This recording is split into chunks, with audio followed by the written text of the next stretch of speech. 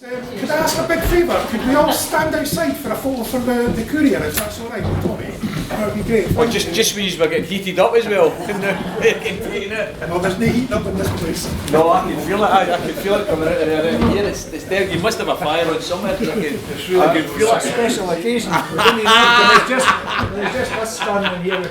We didn't turn them on. You just wear thermals. We do, right? I just get straight off the boat, very keen my helmet on. You must be just staying there. You must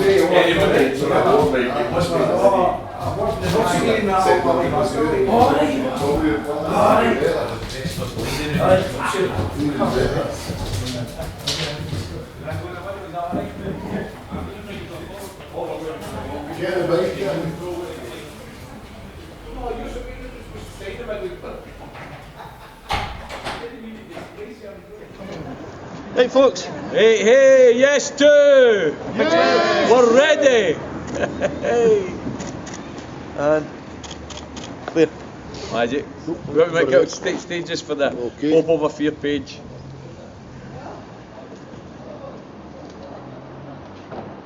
That's a beauty. Managed to fit you into it, Tom. That is. Have you got one, Jamie? Oh, one more, folks, one more. Get John in. His wee coffee cup. Camera. There we go.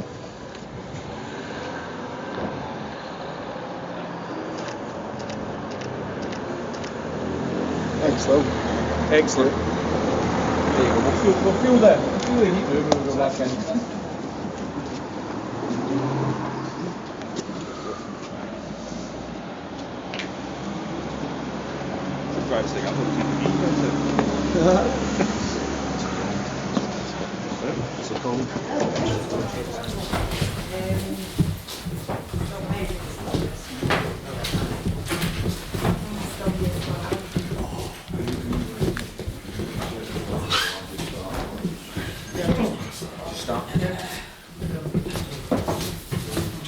No problem. Is that everybody in, or are we still waiting, or is somebody still coming in? Are you alright camera wise? Are you want us to move or anything? Are you happy with that? Okay. Just before Tommy does start though, I will say that I'll put out a begging letter, verbal letter. We need money to keep this place running. We need money. There's a bucket on the table. We've taken monthly sponsors by standing order. If you're interested in helping us out, come and see me after. That'd be great. Thanks. Without further ado, Tommy Sheridan.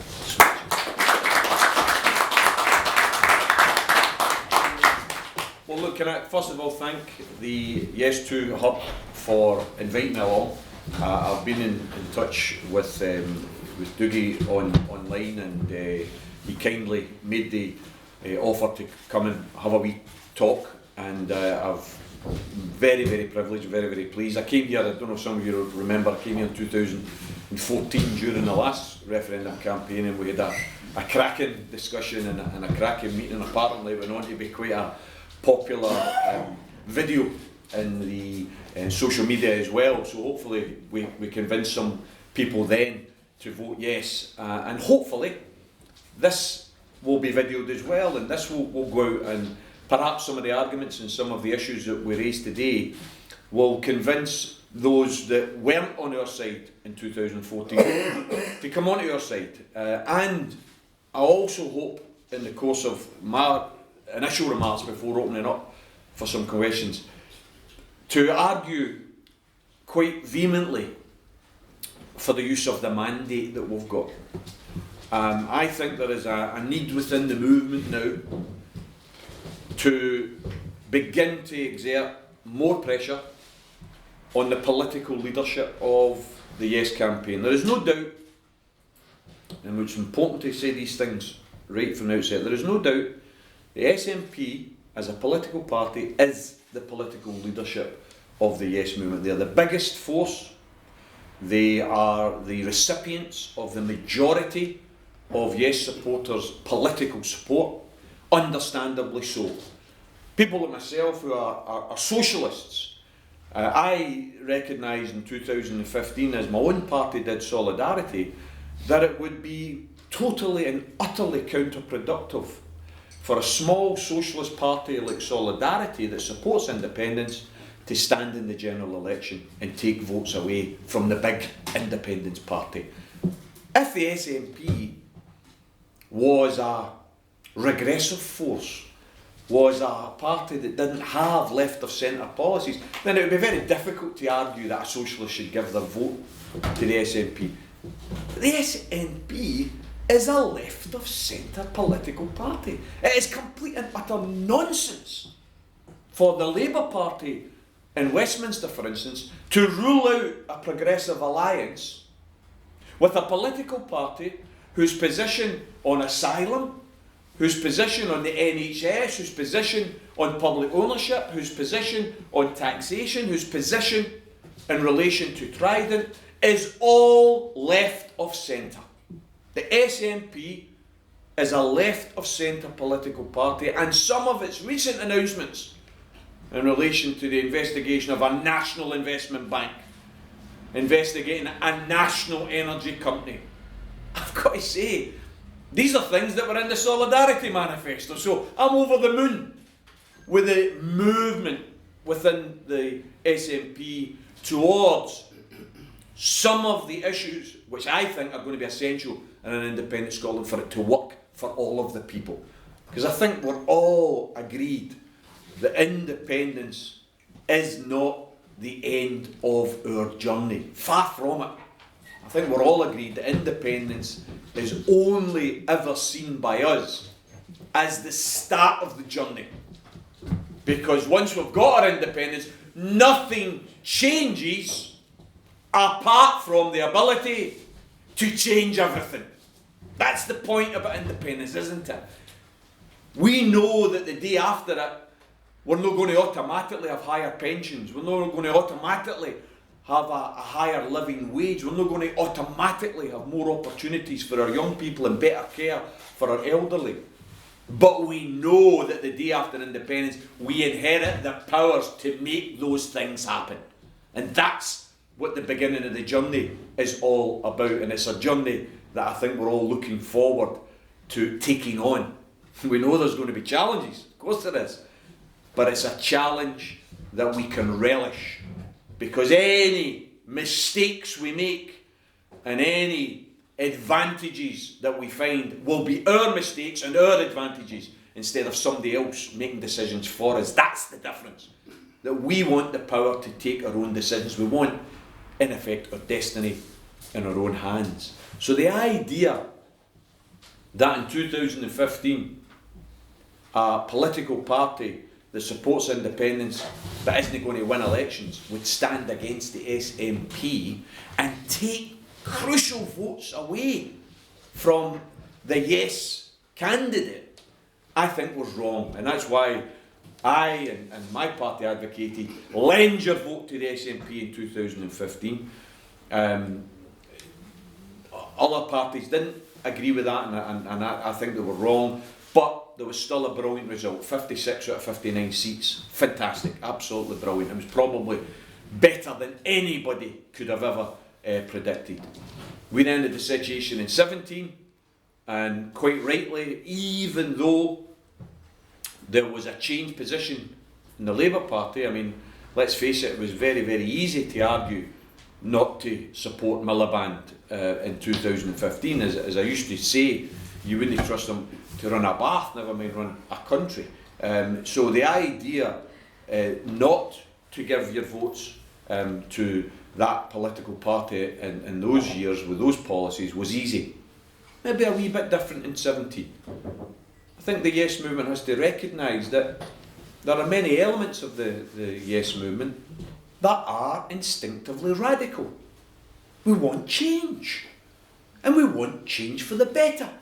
So when a political leader comes along who is not an establishment stooge, who's actually someone who gets attacked by the establishment for his position on taxation, public ownership, and taking on the wealthy press barons, then obviously it's a different prospect from David Miliband and Ed Miliband were. So from my point of view, the idea that you just dismissed Jeremy Corbyn, I don't think it was right. I think people that attack him personally, by all means attack him for his position on independence. It's wrong. It's a blind spot. Independence for Ireland, independence for Palestine, independence for Venezuela, independence for Cuba. All right, but not independence for Scotland. It's a wrong position to take. But he's not an establishment stooge. He's not just like the rest of them. However, we have to say loud and clear, it is political illiteracy to suggest that you vote unionism to get independence. It's just illiterate. And that's why it was right in 2017 to again suggest giving your votes to the SNP in Scotland rather than any of the other unionist parties. However, in 2016, we had a Scottish election. And at that Scottish election, the SNP made it clear that part of the mandate they were seeking was the ability to hold a second referendum. So that voting SNP in 2016 was quite clear that you were voting for a second referendum. The SNP won that hands down. I would argue, and today is not perhaps a day unless it comes up in questions, but I would argue that the uniform strategy of SNP 1 and 2 was wrong. It was a political failure in terms of strategic application of the use of the voting system. It means, for instance, in my city of Glasgow, a city that voted yes in 2014, of the 7 regional MSPs, 6 of them are unionists. 6 of them are unionists representing the city of Glasgow. Why? Because the 200,000 SNP votes that were given on the list were worthless because they'd won all the constituency seats. There was no chance they were going to win any of the list seats. Imagine we had diverted 20,000 of that 100,000 to either the Greens or Solidarity or any of the other pro-independence left of centre parties. We wouldn't have 6 unionists. You would have 4 or 5 pro-yes candidates instead of 6 unionists. So that's a tactical error in my opinion. But the clear mandate that was sought was for Indiref 2.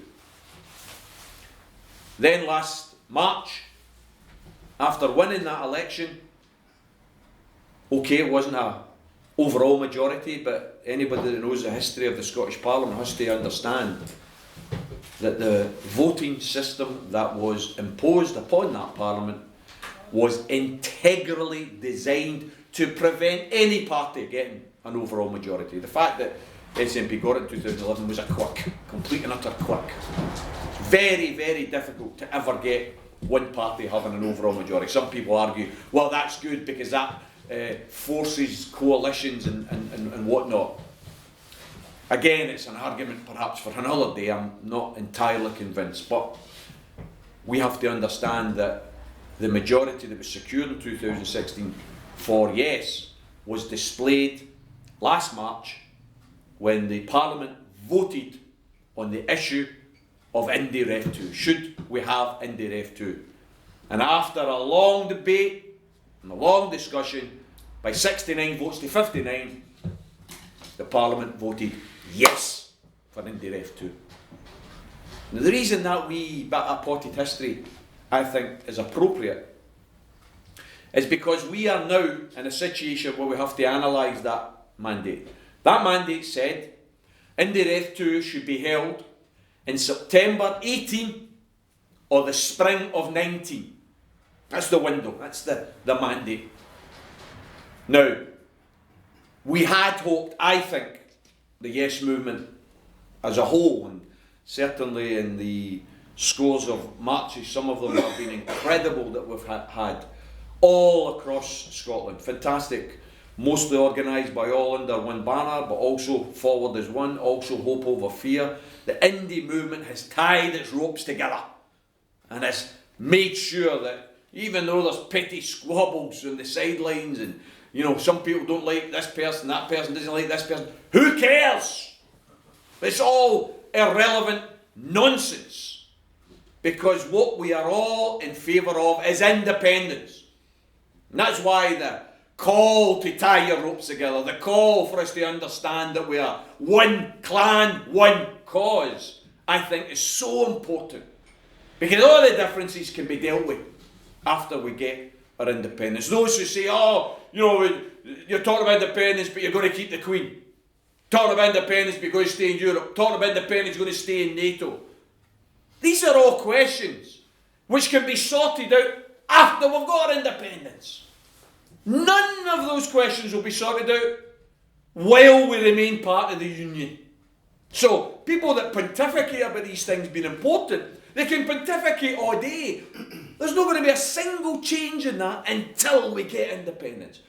Once we get that, then we can all have a rainbow of different visions of what type of independent Scotland we want. Mine will be of an independent socialist republic. That'll be my vision. And it may find some support. It may not. But do you know what? See, when we have a vote as an independent Scotland about whether we keep the monarchy, about whether we stay in the European Union or apply to join the European Union, about whether we stay in NATO or not, the point is this. If I lose those votes, I'll be able to say, that's fine, that's democracy, because my country has voted that way. Right now, we can't say that.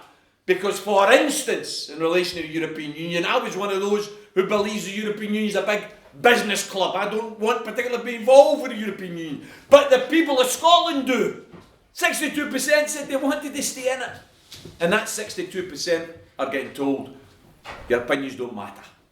Doesn't matter what you say. Because we're leaving. Because England says it. That's what's wrong with the Union. And that's what we have to tackle as a yes movement first and foremost. All of the other issues, I don't wish to mean in any way demean their importance. They're all important, but they're actually hot air until we get our independence, because we can talk all we want about it, nothing will change until we get the power to actually affect change as an independent nation. What I believe is that the independence movement is at a stage where we believe the mandate's got to be used. Now, I had hoped at the SNP conference a few weeks ago that Nicola would have announced the timetable. I don't think I'm the only one.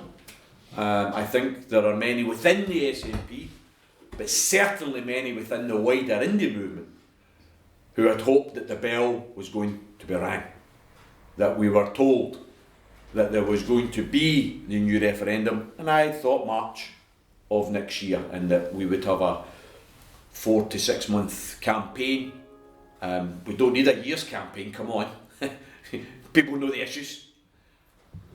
But Nicola at the conference made a very, very good speech. I thought it was an excellent speech. Mentioned independence 23 times, fabulous. But asked for some more patience and pragmatism, because the terms of the Brexit deal are not yet clear.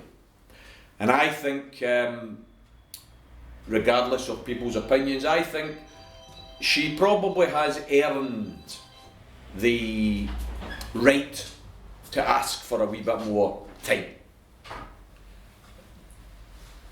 The terms of that deal, I'm not sure that they are going to be clear this month, now that we've started November.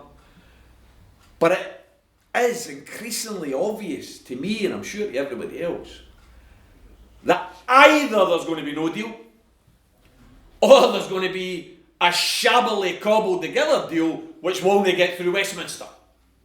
I think what is increasingly clear is we're going to end up with no deal, regardless of what comes back from the European Union, because the right-wing Tories are not going to support whatever she brings back, and whatever she brings back isn't going to satisfy the Labour Party either. And of course, whatever she brings back isn't going to satisfy the SNP, because the SNP cannot go in and vote for any deal in Westminster, because Scotland, the people that sent them there, voted to stay, so you can't vote for an exit deal. So what is clear to me is we're going to end up with a shambles. And this is where the whole issue of timing becomes vital, in my opinion. Because some people in the movement say, we wait till the time is right. Now, there's never ever, it's a bit like apple pie and sunshine, we're all for it, but when is the time right? When is the time right? Because my argument is this: when you're fighting a formidable foe, and let's face it, the British Union is a formidable foe, isn't it better to fight them when they're at their weakest rather than when they're at their strongest? And right now, this window that we've got, in the run-up to the 29th of March, when the exit from Europe takes place, that's the date, they are divided as a union. Some of them want to stay in the European Union, some of them want out, no deal, some of them want a different deal. They're all fighting with one another. That's different from 2014. Weren't they fighting with one another then? They were all hugging each other and waving their Union Jacks and drinking their champagne because they were all bitter together. Right now they're divided. Right now they're divided. And that makes them vulnerable. That makes them weaker than they were in 2014. When you throw into the mix, the whole Project Fear campaign was predicated upon the lies and distortions. The only way to stay in the European Union, you need to vote no. The only way to save the shipyard jobs, you need to vote no. The only way to save civil service jobs, you need to vote no. It's evaporated in people's eyes. Complete and utter lies and nonsense. And the thing about Project Fear is it's a one-trick pony. It's been used. The grenade has been thrown. It can't be picked up and thrown again. There's nothing in it. It's a dud. Those lies won't work again. And when you add in the fact that 62% of Scotland said they wanted to stay in the European Union, and by the way, a lot of those that voted to come out of the European Union will have been independent supporters like me. Because, and as I say, we can sort this out after independence. The truth is, I think if we're going to go for our independence, we should go for our independence, and we should be independent from the European Union as well. I would much rather promote a Norway type deal where we are involved in trade deals but not summoned to Brussels for political guidance. We do what we want here for the best for Scotland, but we're part of Europe. We don't build any new walls. Independence for us isn't about building walls, it's about knocking down walls. It's about a hand of friendship instead of a fist of fury to people who want to come and live and work in our country. But what we've got to say is that given all that's happened, those people in Scotland who feared independence because it will lead to isolation have now got to conclude the contrary is the case. Isolation is staying with the British Union. That's what isolation is. And if we strike now while the iron is hot, if we strike while the Unionists are at their weakest, I think we improve our chances of victory. My worry is that some people within the political leadership are suggesting, let's call canny, let's wait, let's go for a new mandate. That's what I've heard and that's what I've read.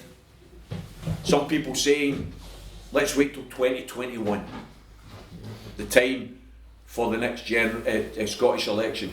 Interestingly enough, by the way, I don't know if anybody has got an answer to this. I've not yet got an answer, but you'll recall that after the 2016 Scottish election, the next election was supposed to be 2020 because it's every 4 years.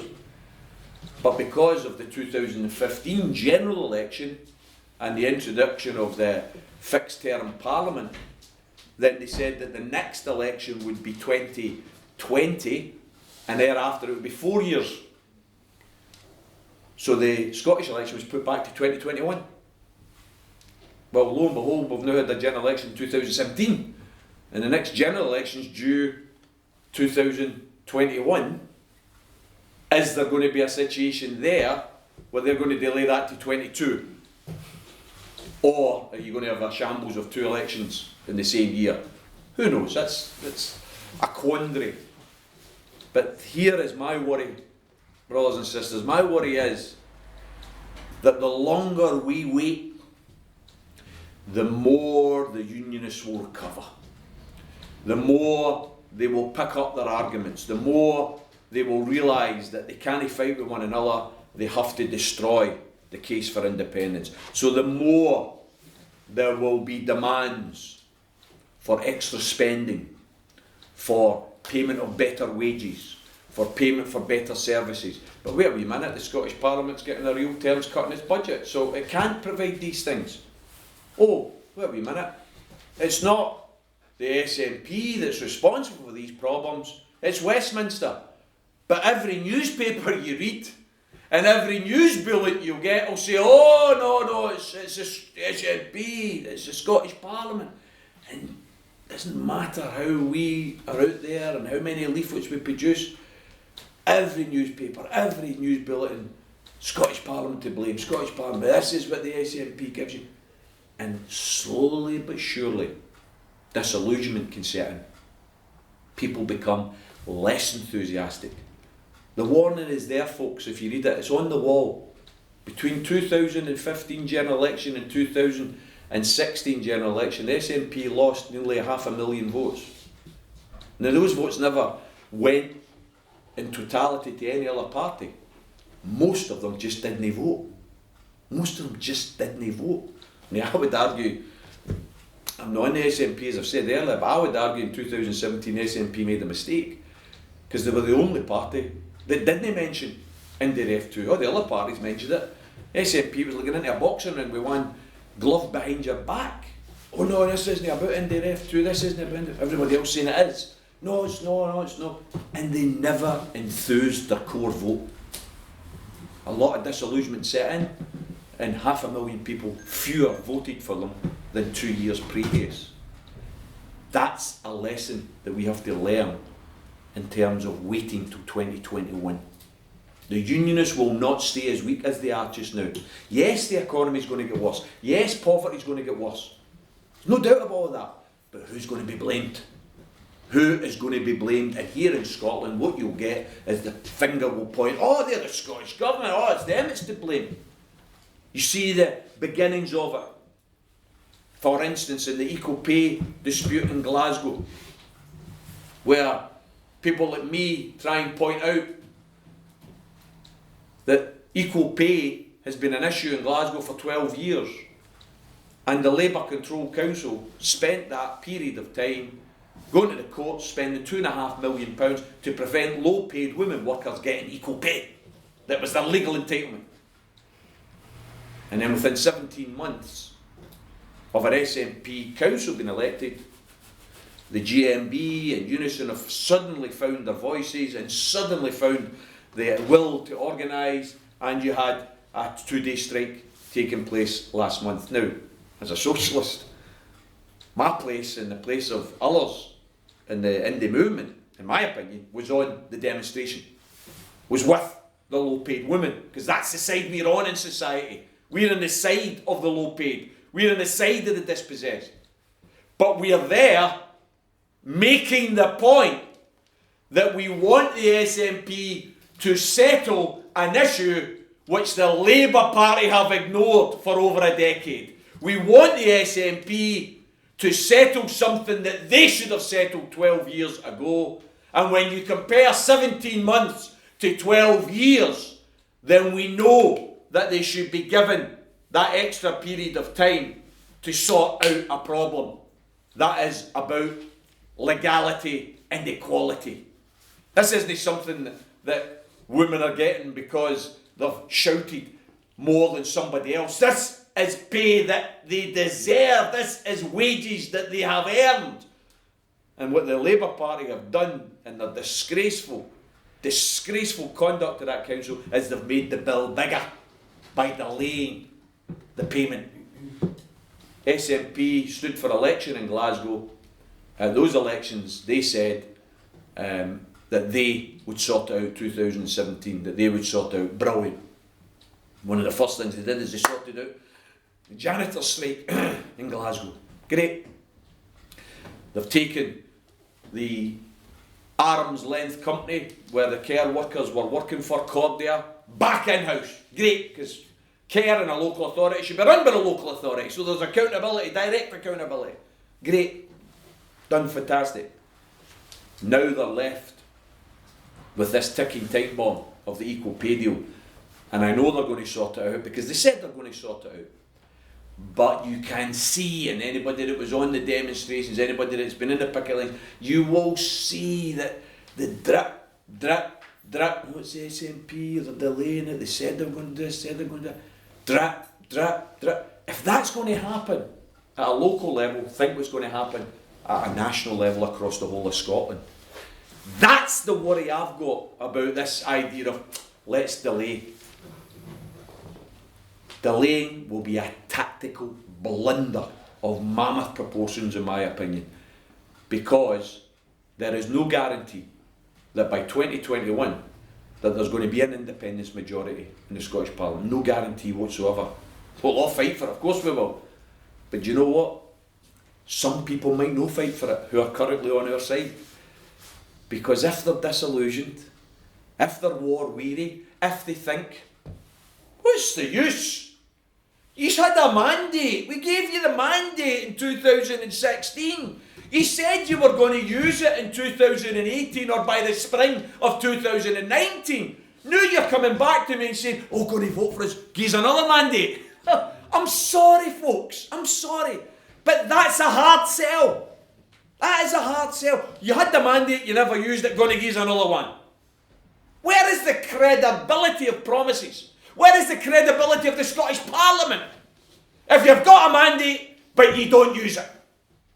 And that is why I appeal to any of you that are in the SNP, to the SNP leadership, please don't let down the movement here. Please, at the end of this year, whether it's this month or next month, please announce that at the end of March or April at the latest, Indy Rev 2 is going to take place. That we're actually going to have the opportunity to break with this rotten, corrupt, stinking union that is dragging us down, that's preventing us from growing, that's preventing us from developing, that's preventing opportunities for our young people here in Scotland. So from my point of view, I would plead with the independence movement. We don't want to fight with each other. We don't want to sow division. But those that say, Tommy, it's not right, it's not the right time. The polls are telling us that we're only at 45%. Some of them are saying 47%. Some have said 49%. The point about that is not one single poll has suggested we're below 45%. In 3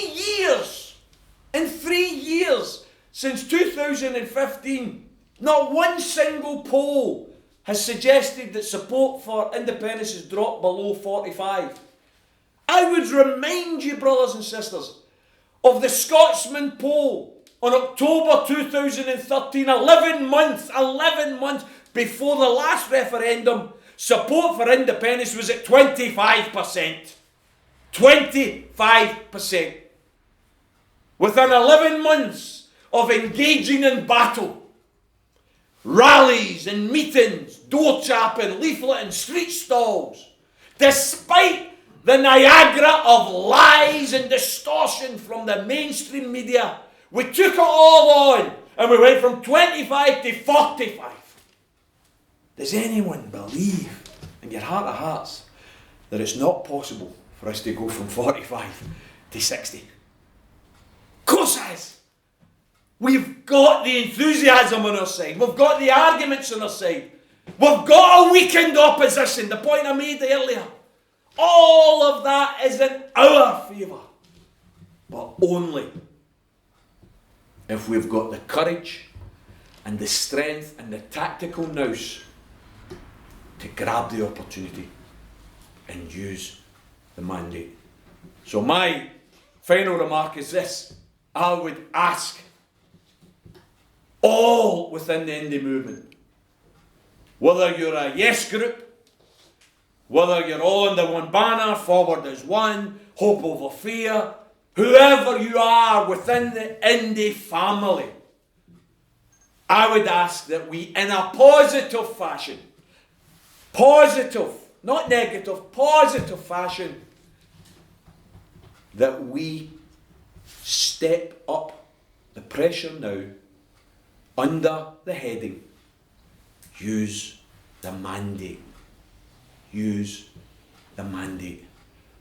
Because, brothers and sisters, my fear is if we don't use that mandate, we might not get one in 2021, and it could be off the agenda for a considerable period of time. We could be back to trying to win majorities in the Scottish Parliament 10 years, 15, 20 years from now in order to get a new mandate. I don't want to be in that position, I've got to say to you. No, because I'm getting older, although that is a factor, but because I've got a wee 13-year-old daughter that you've got your own family, and I'm desperate for that daughter of mine to grow up in a Scotland that's genuinely independent and offers real choice, a real friendly, fraternal society. You know, you look what's happening in parts of England, you look what's happening Hungary, America, what's happening in Brazil recently. You're getting right-wing, reactionary, narrow, bigoted politics and politicians actually winning support. Why? Because desperation leads to desperate measures. If you are down and out, if you are poor, if you're struggling to survive, and somebody comes along and offers a quick fix, you know what? A lot of people will go with a quick fix because they think it's the only option. In Scotland, we've managed to stay above that. I think we've managed as a society to be progressive. Whenever the right wing try and get their Scottish Defence League demonstrations and the like, they get a couple of dozen at most, and are outnumbered several hundred by ordinary people that say, no, we want to welcome refugees, no slam the door in their faces. We want to improve everybody's wages. We want to expand our health service. We want to build more homes. When somebody says to you, that there's queues in the NHS, we can't have any more people coming in, I say, no, what we do is we employ more people in the NHS so that we can expand it. When people say you can't get a house, we say, well, you don't shut the door on refugees, you build more houses. That's the type of response we should have. An open and positive, progressive approach to these issues in society. But all of it is nothing more than hot air if we don't get our independence.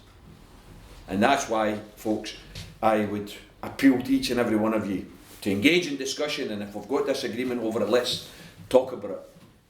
But I would urge us as a family to unite around the slogan of use the mandate. Thanks very much.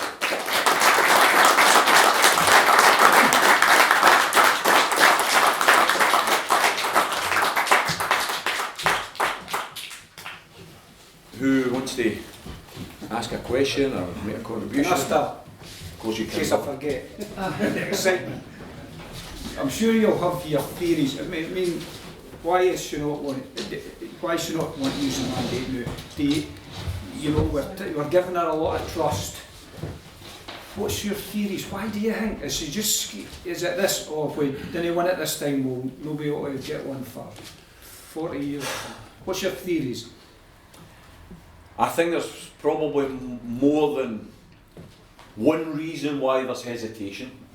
You've just touched on one, and there will genuinely be a hesitation around the idea of, well, if we have this one and then don't have it, then when can we have the next one?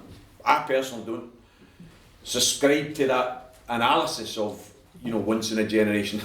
When you live in a democracy, things change, and whether we have one next April and lose it, if something happens in terms of it's revealed just how deep the paedophile ring is within Westminster, just how much the lies we're getting told, we're getting manufactured and promoted from. If something happened in 2020 that made you realise that it was all a big con, then I'd be calling for another referendum 21, 22, so the idea that, this is the last chance and all this, first of all, I don't accept that. I do accept that some people will be worried about losing the next one. Yeah, that's a genuine concern, but you know what?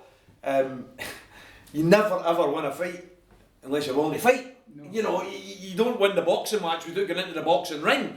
And I hate that prevarication, I hate that timidness that says no, that we can't take it on. But the other point, and it's probably not as universally accepted and maybe not as positive, but in 2015 I spoke at a lot of rallies for SNP candidates because I was supporting the SNP even though I wasn't a member.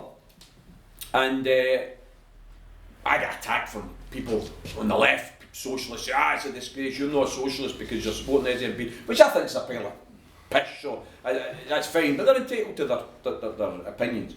But the thing I used to say at all those meetings was, we're sending you down there to settle up, not to settle down. And that's a wee bit of the worry I've got now. A wee bit of the worry about once you get there, and once you get the expenses, get the account, get the bit of kudos. I read stories about SNP MPs have got elected to be the vice chair of the select committee, and they've moved a motion at such and such a committee. And I think to myself, maybe it's just me, I couldn't give a toss about them being on any select committees or making Parliament doing their work better. I want them to be walking out the way they did a couple of months ago. That's what I want them to do. I want them to cause chaos down there. I want them to be thrown out. Now, that might just be me, but I do worry that once you're in a wee bit of a comfortable position, you get seduced. Maybe you're not conscious of it, but you begin as an idealist and you want to change the world. And then before you know it, you're fighting to go on a select committee. It's not changing the world, And I worry that maybe surrounding Nicola are advisors that are saying, take your time, Nicola, take your time, gradualist approach, let's wait and let's try and get a new mandate, etc, etc, right? I hope she doesn't listen to that. Now, we're going to know soon enough. I mean, this mandate either gets used or it doesn't. Right? She's got probably, I would say, January at the latest, right? I think December's more likely, but January at the latest. Because if she doesn't say in January we're going for April, then I think it's off the agenda. And I think that will be a huge missed opportunity. And I personally, maybe it's just me, maybe I'm too emotional about it, right? But I'm going to be gutted. I am going to be gutted.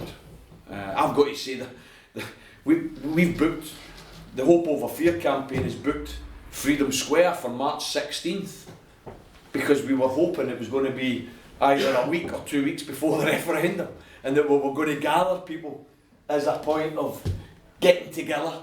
Last couple of weeks, let's win the referendum. I'll be honest with you, if this referendum is not called,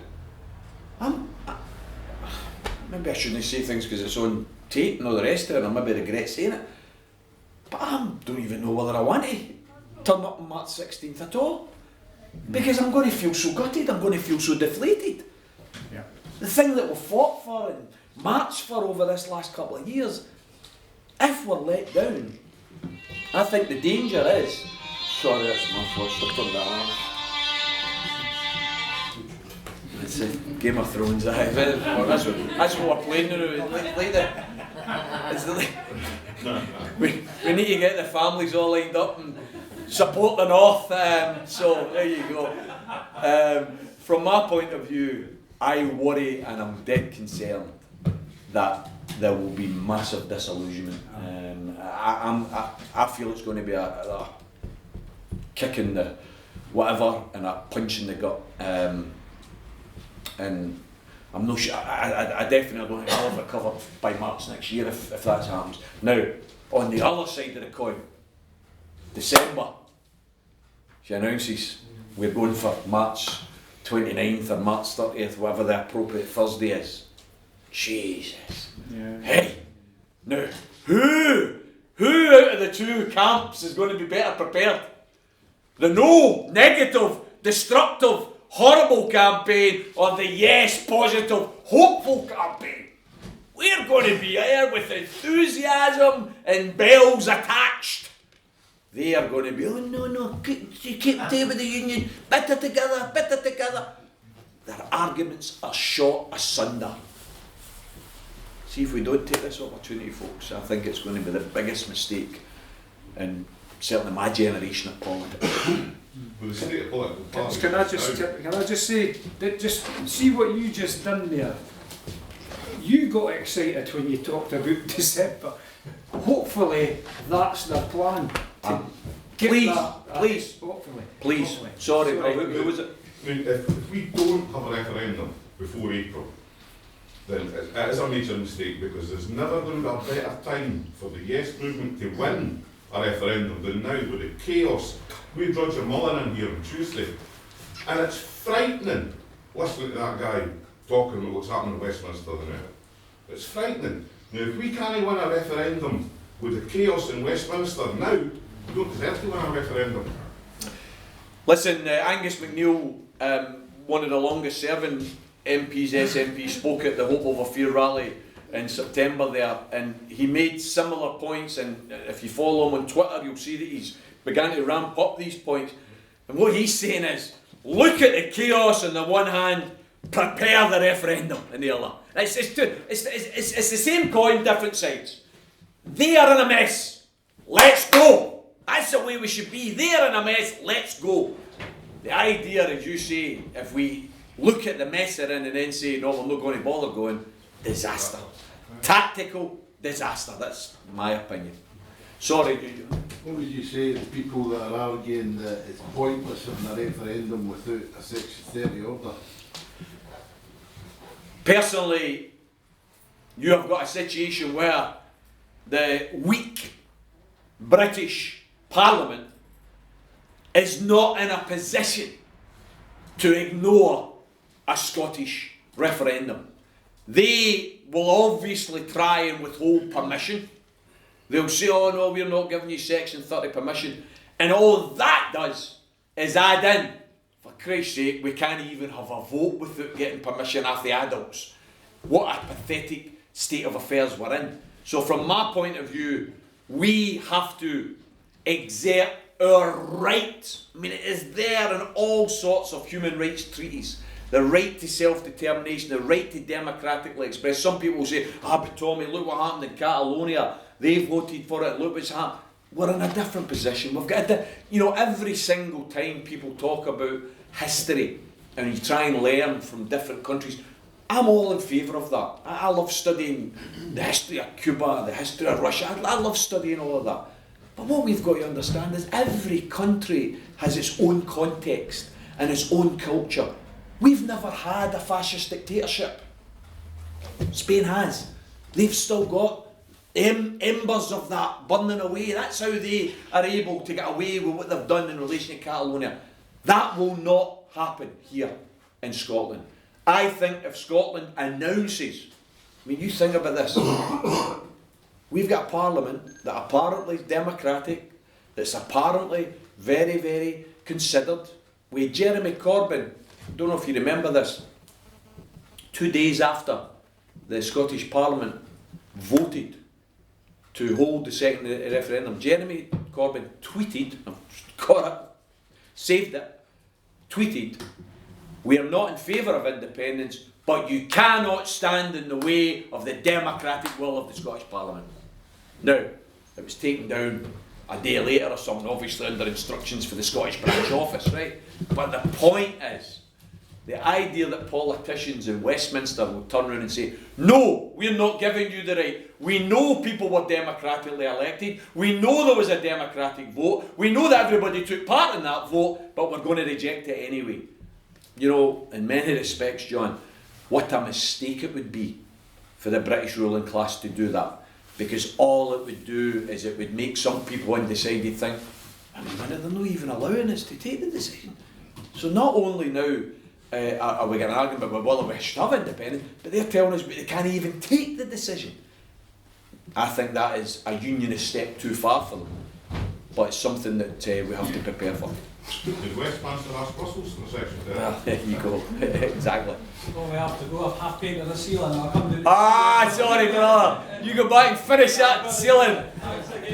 Cheers, brother.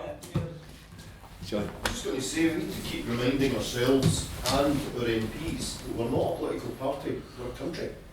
So their aspirations in relation to having a commission on this and a meeting about that, as you said earlier, they're irrelevant. The major concern for me, having been heavily involved in the political scene for a long time, is that the parcel of rogues concept is actually starting to develop. So you've got people who have actually got property in London, voting for Scottish independence, having rented a house in Scotland and bought a house in London. Now, I'm not suggesting that's right across the board, I'm not suggesting all MPs are in that scene, but we need to keep reminding ourselves we've only got a few months left, and it's not a political party we're in a country that needs to make an actual viable decision to extract itself. So if you've got an MP, ask your MP when they last raised the issue of independence, spoke about it publicly, tweeted about it. I've done the analysis, there's not a lot doing it. And that's the real worry, that we're now heading towards this cliff and nobody's shouting about independence. 4 SNP MPs have tweeted on it in the last 2 days. I've just checked, and Angus is one of them. Well, John, that's an analysis that is important. I mean, okay, there's no 56 anymore, but there is 35, and all 35 of them should be camping. You know, It's what they're there for. we've just had this budget, which is a disastrous budget for working people, as we expect. That's what Tories do, for God's sake. Well, we shouldn't be surprised. But see, arguing over the minutiae of it, we should be arguing for the bigger picture. And the bigger picture is get the flock out of here. Let's stop pissing about. Let's get the referendum down on paper and let's get it done. And for those pen pushers who'll say, oh, but the figures are saying that we're still only at 45, 46. They understand that people right now, their mind isn't concentrated on whether they're going to vote for independence or not. So the idea that the polls are going to show anything other than that is only to be expected. But as soon as you fire the starting pistol, as soon as you start the campaign, people's minds become focused. And that's when we fill the gap, we fill the vacuum with our energy, with our ideas, with the arguments that we've got, which completely and utterly gazump all of the unionist arguments. We as a small country, we're not that small, but we keep calling ourselves a small country, but we've got massive ambitions, and we have got an economy that could boom as an independent country.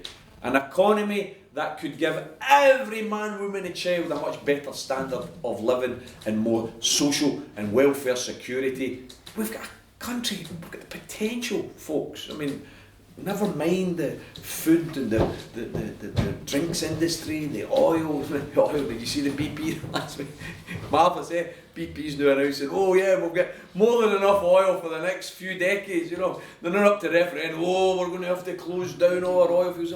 Come on, it's pure and utter garbage. We have got the potential to harness clean energy and be the European front runner in clean energy. We can do it. Personally, I want us to do it as a public venture, not private companies being involved in wind turbines and generating energy from our beautiful sea that surrounds our island. I think we need a public energy company that harnesses clean energy and becomes a world leader. That's all potential that will only be realised if we get independence. And, you know,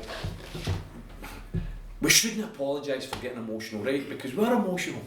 Like, the things we're talking about here, we mean them.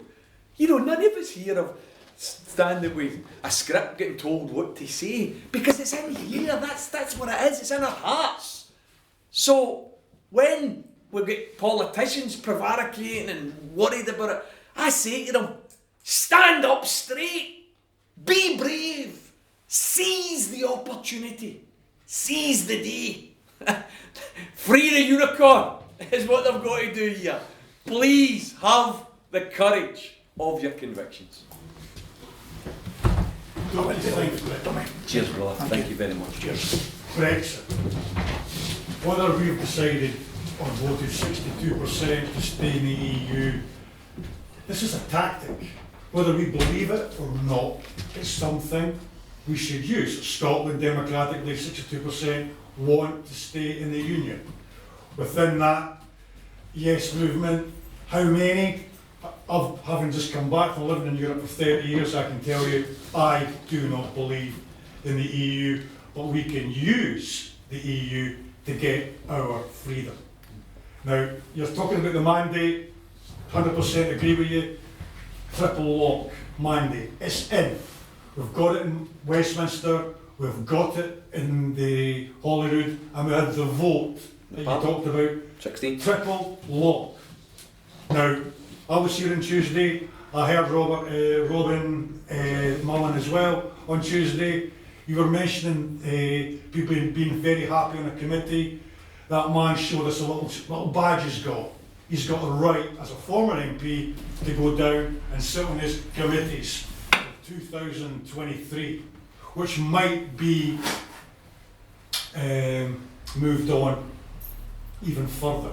A 70-year-old man who has fought for Scotland for 50 years of his life. He gives the story of his dad, the TA, going to the wrong school. We've got his life story. We've got the story of someone at the end of his political career. And you talk about your parents, and everyone else's parents in here. And the parents are people outside of this room. Getting back to the mandate, that triple mandate's in. And Brexit is being used by Westminster to delay the announcement. And we've got to appreciate that. That's why it's not happening. We just need the President of Ireland to turn around and say no, and the whole deal that Dominic Raab said, we're almost there, and 2 hours later said, it's not. We've got the Supreme Court telling us that our legal system that's been independent for 300 years doesn't matter. We've got Europe, we've got the SNP in Europe asking for something as well. I'm not sure what it is, I'm sure you can tell me what it is. Is it delay tactics? Has Nicola been hijacked? I don't think so. But how do we convince people outside of this room that's not the case? We don't have a media, we don't have a newspaper, all we've got is social media and walking in the street. How the hell do we get it across? I think what we do is we have events like this. You know, You travel Scotland. what you guys are doing just now, because obviously we're having a discussion here, 15, 20, 25 people, whatever, great. But with the use of social media, we can get several thousand watching this. We can keep retweeting and get tens of thousands watching these things, listening to these arguments, and then hopefully sharing, and then hopefully holding their own meetings all across Scotland. And our yes groups are involved with holding meetings, the holding discussions. And from my point of view, we have got a very, very limited opportunity now. As I say, January is only 3 months away. And that 3 months, it's either going to be this month, December, or January. Those are the 3 months that there's going to have to be an announcement of sorts. And if Nicola calls the referendum, announces that it's going to be, personally, I think symbolically, let's go for the 29th of March. The day that they're going to leave Europe is the day we're leaving the British Union. I think symbolically you've got a real syntax there of we're leaving a union because see the thing that you're leaving, we voted to stay in it and you're dragging us out, so we're leaving your union. You know, I think all of the threads are coming together to make that a very, very powerful and potent date. And some people say, oh no, there'll be confusion. People will be saying, oh no, there's too much chaos, we're just leaving Brexit, we don't want to take this big decision. And I say, nonsense, nonsense. People see with their own eyes what's happening with this British Union and this Westminster Parliament. They're a disgrace. They're narrow, nationalistic, British nationalists. I hear people say to me all the time, oh Tommy, you used to be a socialist, you're not just a nationalist. And I say, I'm sorry, sir, but if you're going to throw that accusation at me, very, very lowbrow, cheapskate type of accusation, you then have to accept the other side of the argument. Because if I, as a socialist, am going to be a nationalist for saying that we should have our own bloody independent country, you must be a British nationalist because you want to stay part of Britain. And so if you want to throw labels around, there's a label that you need to wear. Because from my point of view, this whole situation around Brexit, I think, has torn asunder the idea, the big, big issue which the unionists had on their side, stability. 2014, oh no, you got to watch, we're stable and things might not be very good and all that, but at least we've got the stability of being part of the European Union. No any longer. You're getting ripped out of it. So I think the date that we should go for, March 29th, that's when you're supposed to leave the European Union. Why don't we say then loud and clear, here's our statement to the rest of the world and to Europe in particular. They're leaving you, we're going on our own, and by the way, keep the door open because there'll be a referendum soon and we might apply to rejoin. Now, personally, I've got to say I'll be campaigning against it, but others will be campaigning for it. And if I lose that vote, so be it. At least that Scotland will have made that decision. As I said earlier, personally, I'd like a Norway approach, which is 1 foot in, 1 foot out. Star Oil, Norway, they've got everything nationalised. Exactly. Our land. Listen, that's why the whole issue of the National Energy Company is so important to me. That, absolutely. Sorry, Bill, and then yourself. Sorry. Cheers, Tommy. Tommy, I don't want to piss you off too much because I want you to sign these 2 books that I've got here for you. But I want to do devil's advocate on some of the stuff that you've said. But I want to start off with a plea. You spoke about Jeremy Corbyn, and I agree with you. You know, I don't think we should be attacking Jeremy Corbyn at all costs because he's a decent man, he's a decent socialist. My plea is that we don't compare Scotland to Palestine. You can't compare Scotland to Palestine.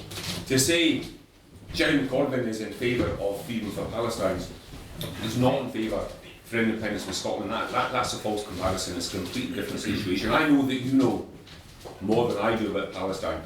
I was there a couple of years ago and you just cannot compare. It's apples and oranges. My devil's advocate, Tommy, to move on, is you've spoken about the rise of the right across Europe, Hungary and other places. And you spoke also about how we had 56 SNP MPs and now we've got, was it 35 we've got now? Now in the Scottish Parliament election, in the general election, in the last council election, what we've seen in Scotland is a massive resurgence of Tories.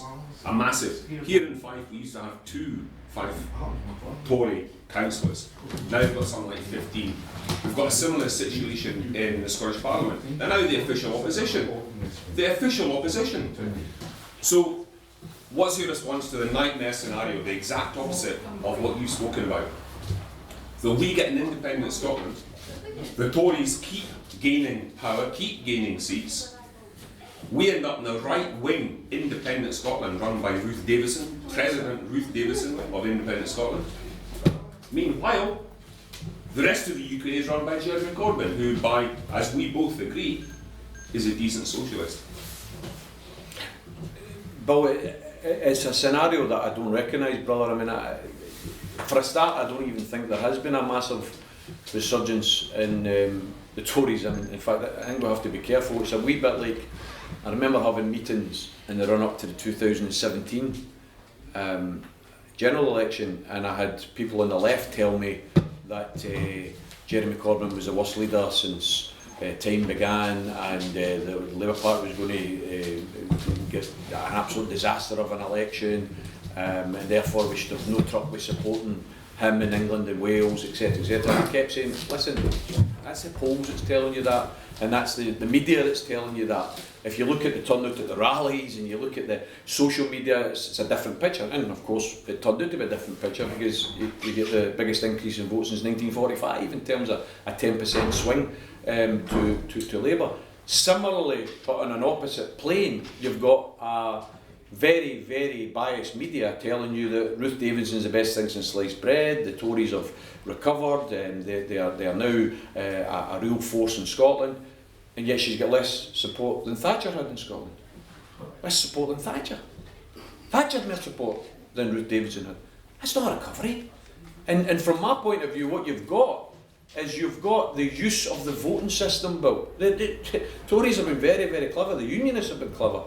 What they've done is they've used both the council voting system very, very wisely in terms of the preference votes and making sure that unionists vote for unionists and give their preferences to unionists, but also in relation to the list system. By the way, a system that the Tories fought against tooth and nail, and without it, they wouldn't be in existence, hardly, in Scotland. Because if you look at the Tories' political representation in the Scottish Parliament, it is 90% list MSPs and very, very few constituency MSPs. So they benefit from a system, proportional system, that they opposed. So let's then say we've got an independent Scotland. My understanding and my prediction, Bill, would be, and given that Scotland hasn't voted Tory in any election since 1955, I think was the last one, where the Scotland had a slight Tory majority. So in relation to that whole period of time, well over 70 years, the idea that an independent Scotland, once we're independent, would still be constitutionally split, I think is wrong. Because in an independent Scotland, I don't think the constitution becomes a question any longer, and it becomes class and social and policy. And from that point of view, which is why I think the Labour Party's position is so ridiculous, the Labour Party has got a chance to thrive. Because if the Labour Party was to come out for independence and develop a socialist policy in the economy in terms of redistribution of wealth, public ownership, the types of taxation policies that they're talking about in England in the last election, they actually could compete with some people within the SNP. Some people within the SNP are left of centre, some of them only. And I think the Labour Party would probably recover as a party in those circumstances.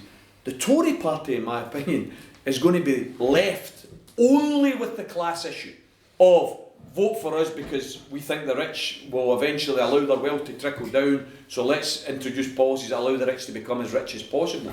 So I don't recognise, Bill, that we would ever be in a position of an independent Scotland run by a right-wing Ruth Davidson or a right-wing any other government, because I don't think our country's right-wing, Bill. I think our country has consistently shown that it is a left-of-centre country. Now, let's not be naive and let's not be complacent. That may now stay like that forever. There will be times when issues will arise, and if poverty gets worse as it's going to do, people look for scapegoats. Scapegoats are always looked for. Just now, I think most of the time in our political discourse, we're able to point to Westminster.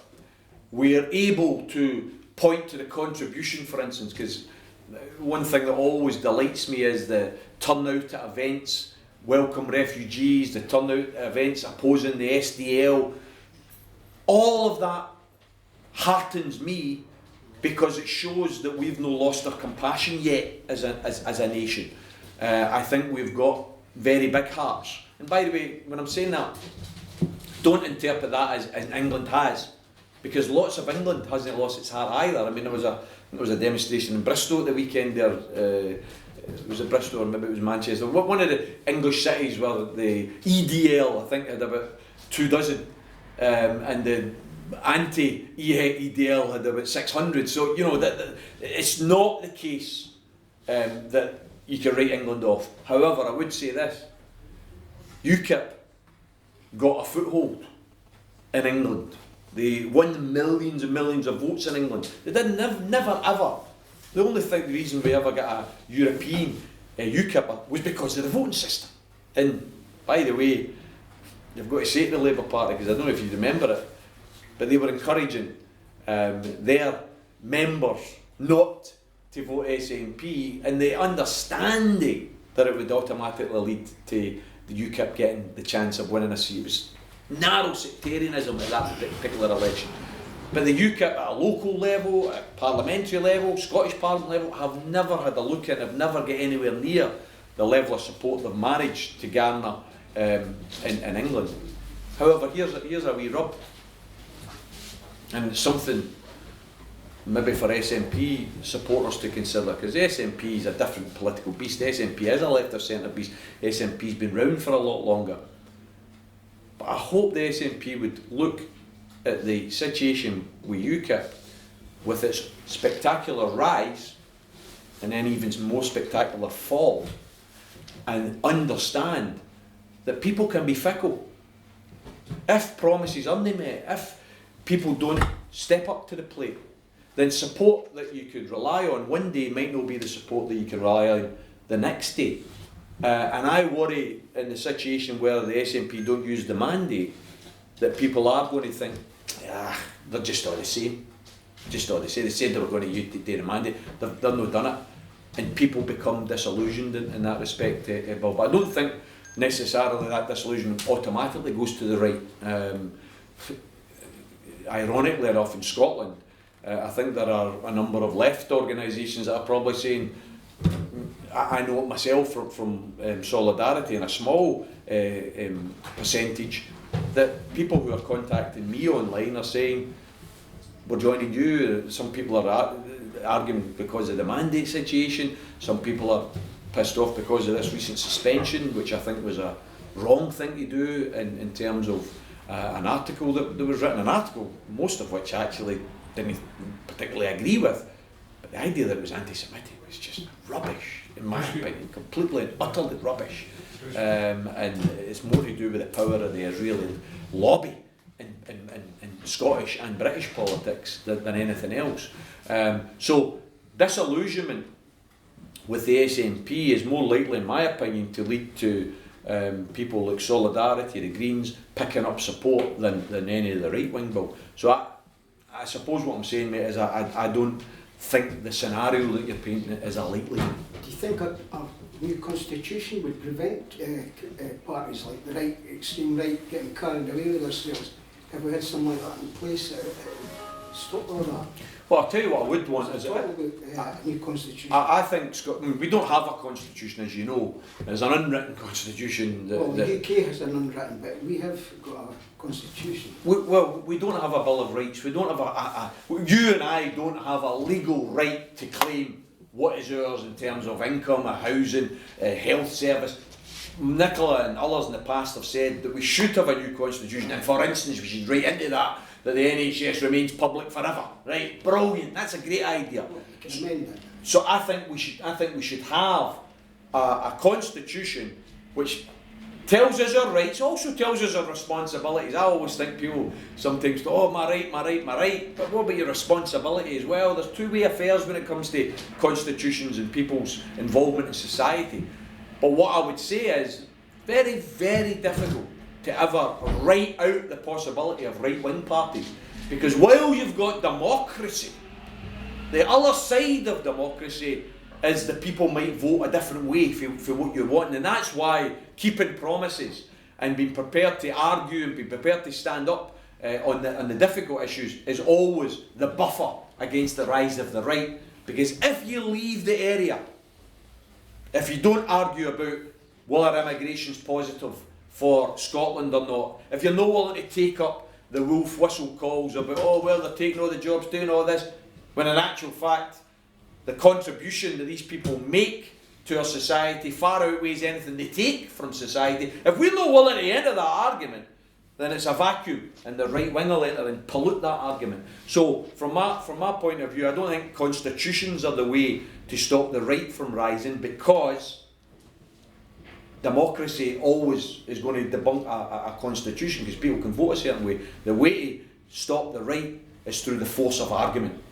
You know, some people say the argument of force is sometimes necessary, and maybe in the most extreme circumstances it is. You know, setting the law, the argument of force was unfortunately necessary, but by and large the force of argument is much more powerful than the argument of force.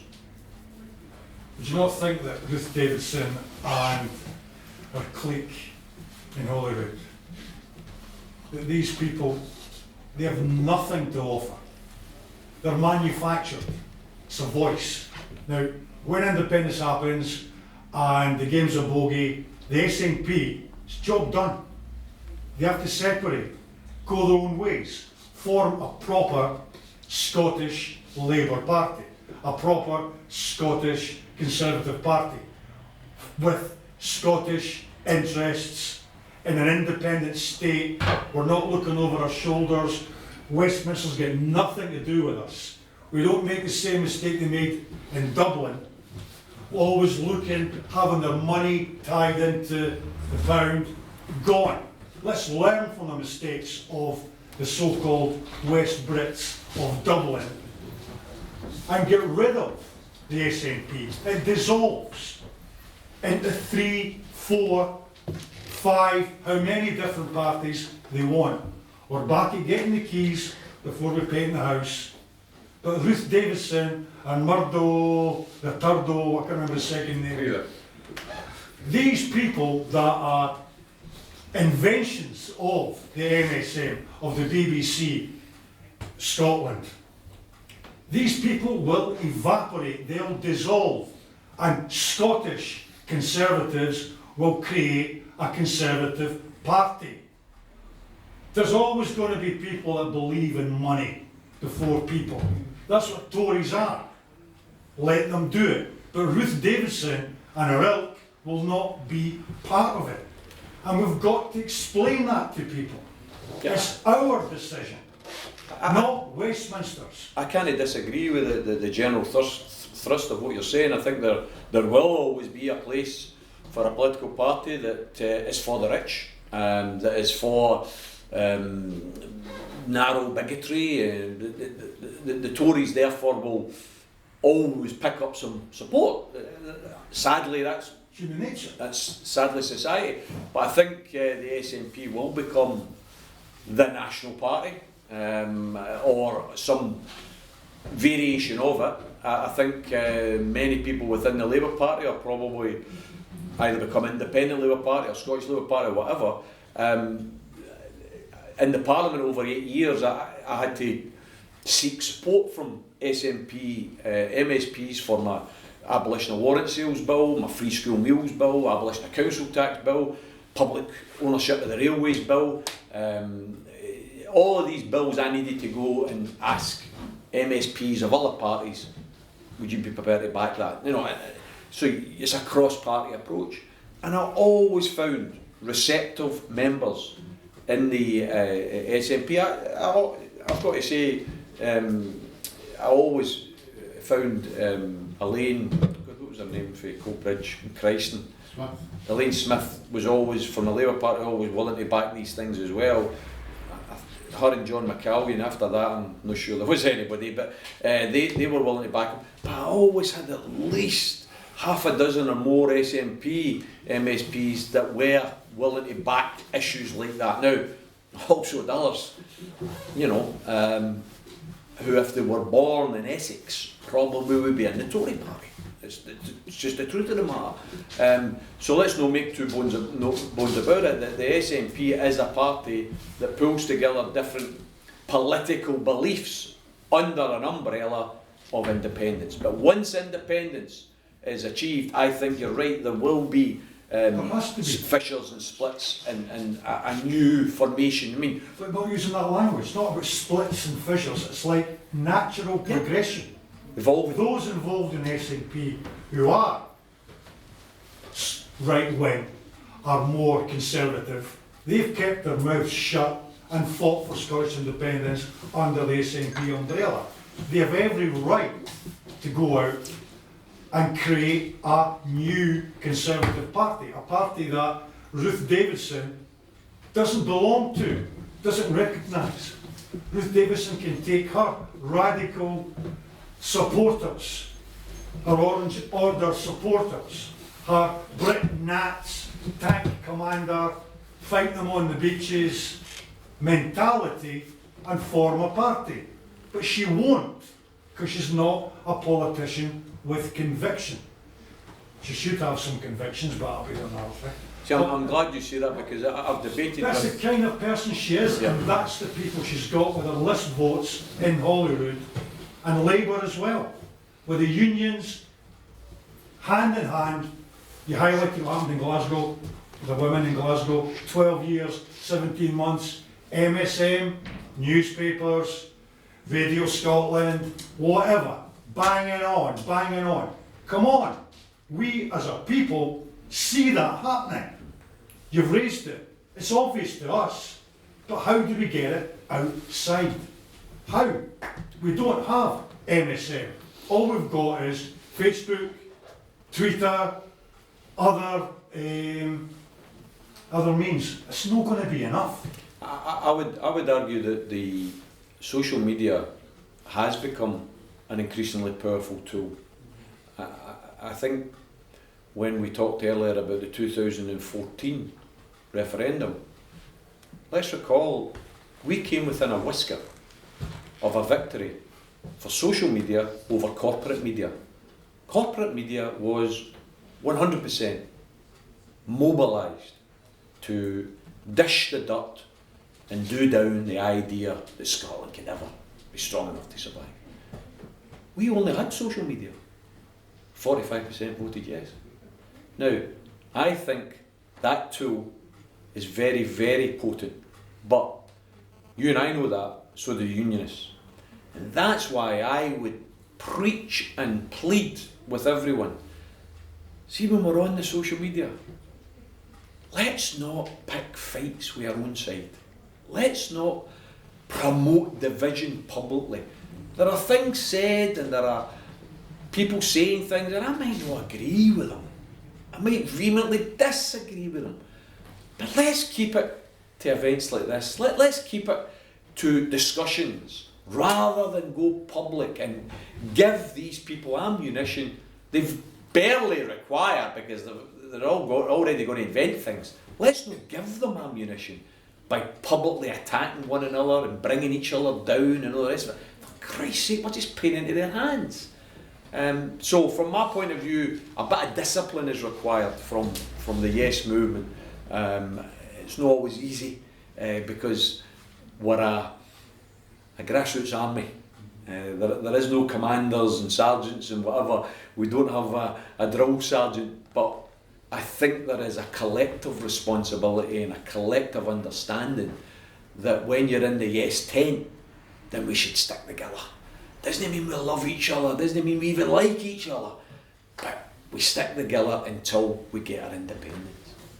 See what you're saying that there, I mean, like that lady that came in there, perfect example, they're the people that aren't on social media probably, they're not getting that message, so they are believing MSN, the BBC News, your Scotsman newspapers and that. So what we've got just now is we've got the 45%, we've got the 2014, that was great, fantastic. Going past that, 50% if you like, that's a bit concerning. I can see why, you know, they take the cautious approach. So what would happen if we did go for a vote on 29th of March and we won it and the British government just didn't give us the Section 30, they just ignored us? What would happen then? I think we would then have major negotiations on our hands. We're going to have major negotiations on our hands anyway. I mean, if we'd won it in 2014, it wasn't going to be easy, right? Because there'd be a lot of arguments over fishing rights and over changing of land designations and everything else. So it's going to be hard, whatever happens. But there's no doubt hiding it. If we have a referendum on 29th of March next year without Westminster's permission, then if we win it, and I think we will, then they will undoubtedly then try and make things even more difficult. I think the key will be the turnout. The turnout of that. If the unionists, instead of engaging in that referendum, say, oh, we're not taking part in this because it's not going to be recognised, it's got no authority, and say therefore instead of an 83% turnout which we got last time, you got less than 40% turnout. We're weak. We're weak. However, what else you've got to think about is at that time as well, because Brexit's happening, would Westminster then start to use special powers that they to sort of ignore that? but if they did, you see, the way I look at all these things, it's a bit like it's a bit like a fight. If your opponent is going to start using their jab, then you make sure you move to the right instead of the left. You don't want to walk into their jab. If the opponent is a bit heavy, then you maybe move around the ring a bit more because they're going to get exhausted quick. You always have to look at and think, right, what's the tactics that's going to be required for this opponent? And if this opponent, i.e. Westminster, decides to try and put more restrictions on our right to have a referendum, I think it only fuels the fire of us in here and people who may be on the fence who think, look, I'm not really that bothered. But I'm not too, how dare they tell us what to do? I think we can use that to our advantage. But if you have a referendum next March and we have got, as I said earlier, 40% turnout, less than half of Scotland, and we win overwhelmingly, it's a weaker case. But if, don't need 84% turnout, right? But if we get a 60-65% turnout, of which we win 60 odd percent of the vote, that is an ironclad mandate for independence. And I've got to say, we then have to look at all the speeches, and apologise to any children when I swear, that Thatcher made. We need to look all that out. Because remember her position when we used to argue for a referendum and independence. She said in the 70s and 80s quite clearly, the way to get your independence is to send a majority of MPs from Scotland to Westminster. Then you can have your independence. But we're already doing that. We're already doing that. We won in 2015, we won in 2017. There is an argument, and some within the movement argue that we should declare UDI now, a unilateral declaration of independence now, because we've got the majority. And listen, I'm not. It's wrong to dismiss people's arguments like that. I think that argument has got some kudos to it because it goes back to what Thatcher says. But we as a country, as I said earlier, we've got different traditions. You know, people talk about other countries that have done that. And other countries have got different traditions, different cultures, and that's the way they do things. Here in Scotland, I think the only way UDI would work is if they reject the result of a referendum. That's when UDI comes in. And by the way, that's when UDI, I think, would have bigger support. Right now, I think it's dismissed by most people.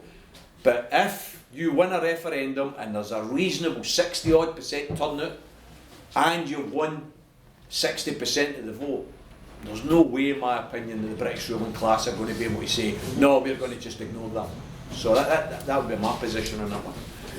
Before you start again, I'm really conscious of time, and I'm really conscious also that we've had no female contribution. Let's have a question from. I actually found myself writing to Nicholas Sturgeon, sent her an email, that was months ago, because otherwise the alternative to independence to be called. And as time's ticking on, it's less than 150 days.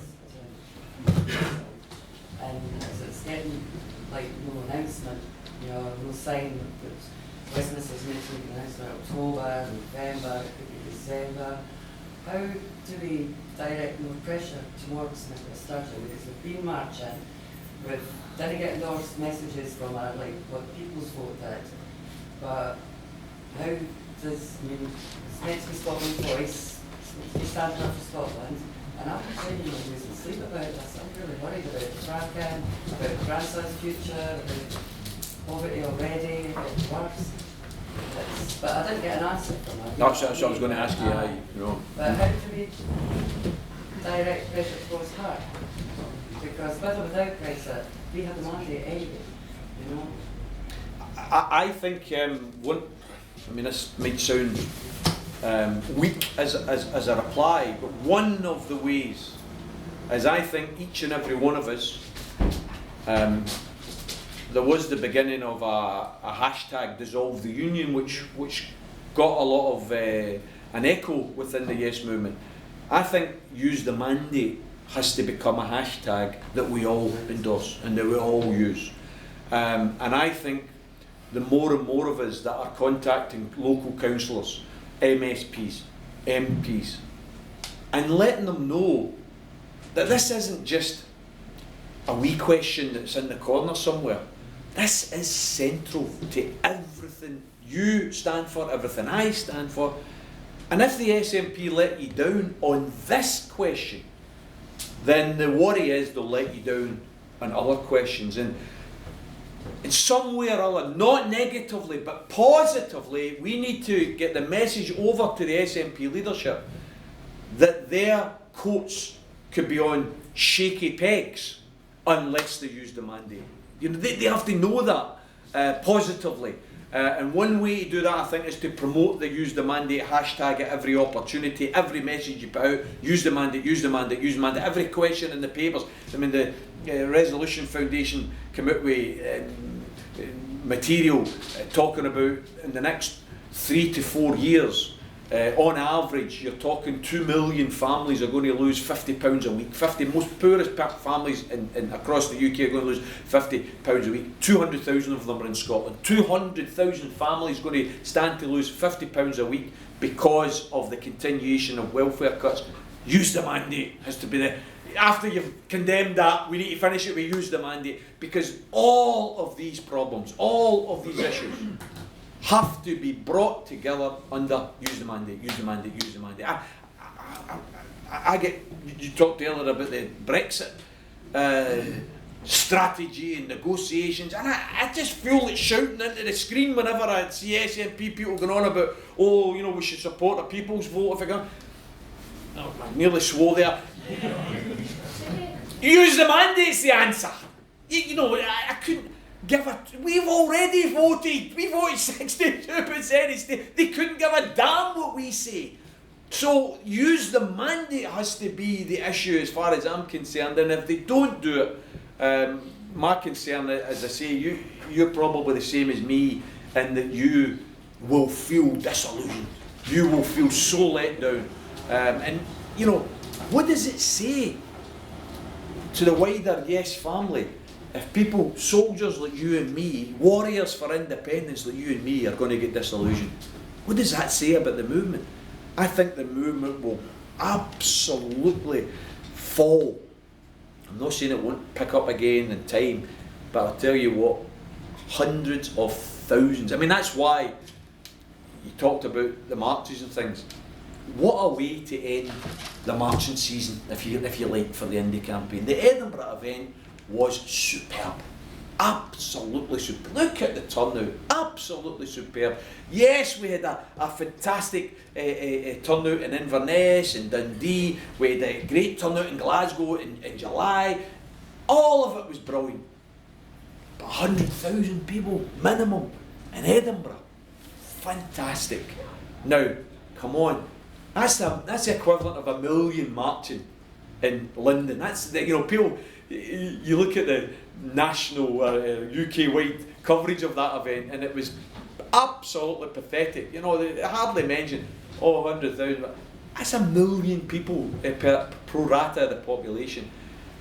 And if that wasn't enough to let Nicola and her leaders know that there is an appetite, then nothing's enough. And that's why, if they don't use it, the prospect for future events and all that, you know, other people might want to organise things, but I tell you, I'm going to be totally drained of enthusiasm and energy, because I'm going to think, what's the fun? What's the offer? After 2014, the depression Well, set in. even, you know, the thing about after 2014, the reason we hope over fear tried to pick up the mantle because we did all the meetings and we'd done all those events, and then we thought, right, let's have an event to try and pick people up. So the October event was an attempt to come back and say, listen, hey, look at what we've achieved. We went from 25% to 45%, 1.6 million people said yes. Brilliant achievement, absolutely brilliant. Let's keep it going, let's keep it going. Right, that was great. But what's the message going to be if they don't use this mandate? Because we've done everything since 14 to get to this stage. We've got the bloody mandate, we've won the election, triple lock mandate, you can't get better. So if they don't use it, I'm really, really going to be disillusioned, and I know I'm not going to be the only one. I'm not saying everybody will be as disillusioned as me, but I think a lot of people will be. Can we take Nadia and then finish off with Yep. this guy here, and then stick around for a cup of tea, some photos, and we'll go on Twitter and hashtag use the mandate. Nadia. Oh yes, I was going to say, we're ready in Kirkcaldy. Yes, Kirkcaldy is back on track. We've got this place. We should try and get the word out to other areas, get their hubs open, get Yes back visible, get that campaigning, and we can do it. And by being visible, that will continue to put pressure on the SNP to see us. See us here, see us in the community, down the road from your parliamentary office. Good. So I'm optimistic. I think we should all be optimistic. Nadia, you're absolutely right, and please don't interpret anything I've said.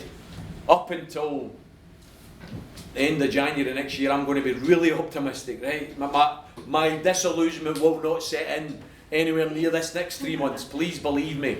I am very, very optimistic. Anytime I hear rumours about, oh, they're not going to, I say, no, don't listen to that. That's deliberately trying to turn us all against each other. Stay positive, stay focused, stay united. That's my position.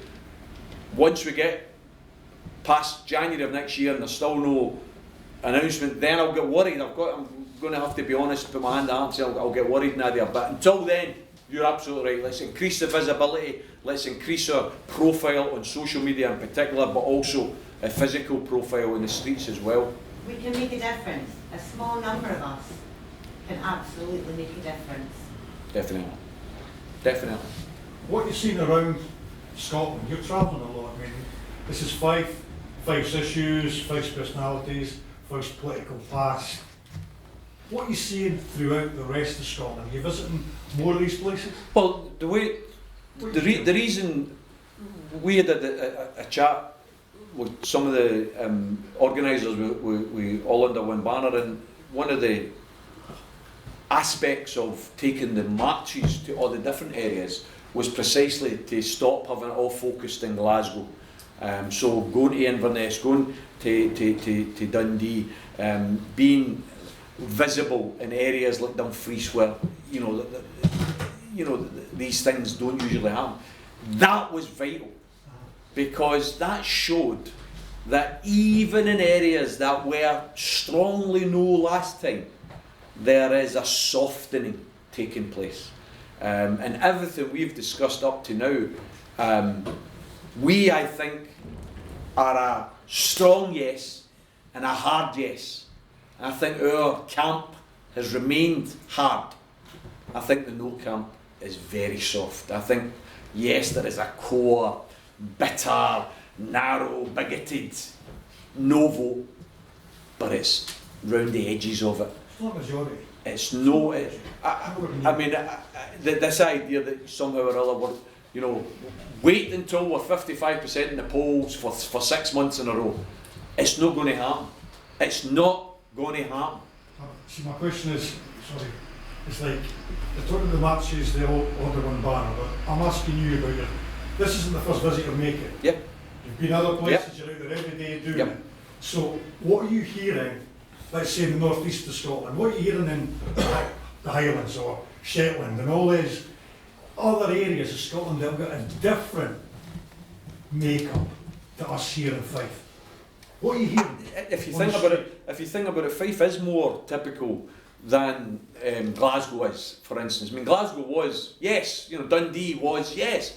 Fife, and Inverness and North East generally, unfortunately, apart from Dundee, wasn't a yes. What I'm hearing and what I'm picking up is a softening of the commitment to the union.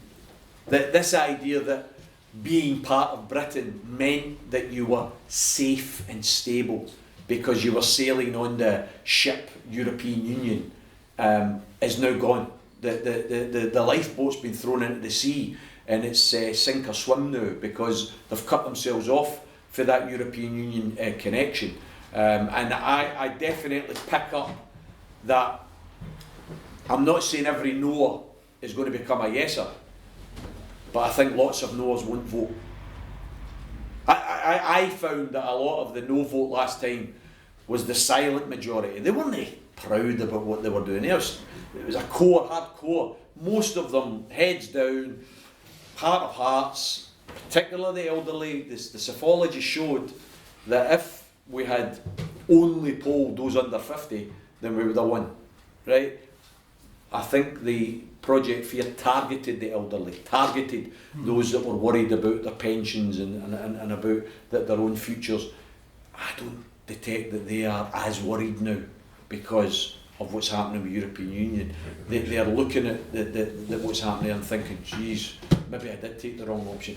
And every single day I pick up stories of somebody saying such and such in their family was a big no and they're now a yes. And all the time I'm picking up. What I'm not picking up is people saying, oh, I was a yes but now I'm a no. Right? I'm not picking that up. My worry would be it doesn't get used. Then that's the disillusion sets in. So you still got a question? You've been playing a long time. It was regarding platforms. Like, would you not be using things like BBC Alba or like STV or even Scottish-owned radio stations more?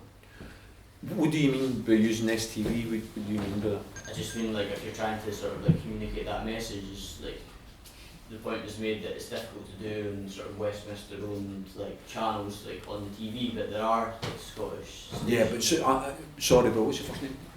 Kev. The truth is, brother, that they don't want us. You know, STV has been a disgrace in terms of their coverage of their politics shows and the promoting of unionist views. The platform they're given, I'm afraid, is to the unionists. It's not every single story you get now. You know, you finish the bridge quicker and you save money, and it becomes, oh, there's bigger queues in the bridge than it was expected. You know, you have a situation where health service, oh well, the queues are getting bigger, waiting times are getting bigger. Oh wait a minute, it's the best performing health service in England and Wales, but that's no the story. You know, everything is SNP bad. That's my worry, as I said earlier, is that see the longer that goes on, I know that we all see through it, but not everybody's as involved as we are. Not everybody's as passionate and reading things and reading alternatives. Some people just got on with their lives and they're busy trying to make a living with look after their children, and the more they pick up, well, it must be as a SNP. I get arguments like any time I'm going to functions and things, and I hear people. I had an argument with one of my mates the other day. He's in business, he runs a couple of pubs, and he was saying, SNP's put the council tax up and they're higher taxes. Now, I then obviously come in and said, yeah, that's not bad, but how much do you pay in prescription charges, and how much is your wage going to pay when they go to university? And by the way, you know the council tax was frozen for 12 years, and you know, when you start putting the counter, you can win these arguments, right? But we're not getting, see that platform you're talking about, Kev, we're not getting the mainstream media, BBC Alba, STV, they're all part of the mainstream, mate, and they just don't want to know us. Our only access is these cameras here in front of us and getting this out to social media. That's all we've got, and we need to use it as best we can. Now, there's truly Scottish TV, there's Indie Live, there's a lot of various projects trying to give a wider platform to the indie movement, and we should support them as best we can, but there's still small fish in this big pond that we're in, you know. That's That's Tommy been stood here for 2 hours now. I mean, that's some feat. That's really some feat. I'm aware we've all been here for 2 hours. Feel free, the toilets through the back form an orderly queue. There's still tea and coffee. Take pictures of the hub. I hope Tommy will take pictures. Yes. And tell your friends. The best thing you can do for the movement, I heard you ask that, Jim, is bring an undecided friend to one of these events. Bring them along. Share it with them. That's how they did it in the United States. What's his name? Obama. No, the Democrat, the one. Sanders. Sanders, that's what he did. They all got 10 people in their house, 10 undecided people that didn't know who he was, and then they went out and they got 10 more people, and that's how we'll do it. We'll not do it through the media, that's how we'll do it. So tweet about this, tell your pals about this, but the next time you come along, and it's great to see some new faces here, it really is, tell everybody about this place and bring them along the next time we've got one of these events. Thank you so much, and thank you.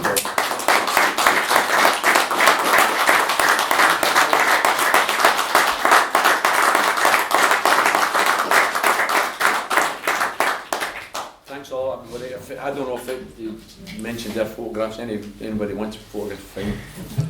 Might not want a number overnight, but if you do, great. If you don't, I'll not be offended.